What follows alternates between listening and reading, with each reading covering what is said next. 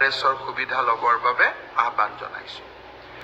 যোৱা পৰহি মই ফেচবুক লাইভত এটা কথা উল্লেখ কৰিছিলোঁ যে অসম চৰকাৰৰ তৃতীয় আৰু চতুৰ্থ শ্ৰেণীৰ যি পৰীক্ষা হ'ব তাত আমি লোকসেৱা আয়োগৰ আৰ্হিত প্ৰিলিমছ আৰু মেইনছ আমি অনুষ্ঠিত কৰিম।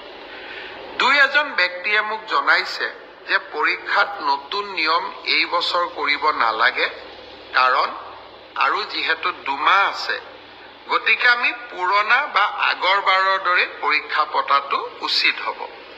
আমাৰ চৰকাৰখনে সদায় ৰাইজৰ কথা শুনিবৰ বাবে চেষ্টা কৰে, কাৰণ আমি বিশ্বাস কৰোঁ লাও যেনেকৈ পাতৰ তলত থাকে, চৰকাৰো ৰাইজৰ তলত থাকে, ৰাইজৰ ঊৰ্ধত নহয়। যিসকলে মোক এই পৰামৰ্শটো দিছিল, দুই এজনে অলপ গালি গালাজো কৰিছে আৰু কিছুমানে ভালকৈ পৰামৰ্শটো দিছে। গালি গালাজ কৰা সকলকো মোৰ মৰম জনাইছোঁ আৰু ভালকৈ কোৱা সকলকো মোৰ সন্মান জনাইছোঁ। আপোনালোকৰ পৰামৰ্শ অহা 2-3 দিনত আমি বিবেচনা কৰিম আৰু যিহেতু পৰামৰ্শটোত মেৰিট আছে যে হয় 2 মাহ থাকোঁতে পৰীক্ষাৰ পেটাৰ্ণ এটা সলনি কৰিব নালাগে, বিষয়টো আমি ডেফিনেটলি আমি বিবেচনা কৰি অহা 2-3 দিনতে আপোনালোকক ইয়াৰ সিদ্ধান্তৰ বিষয়ে মই অৱগত কৰিম।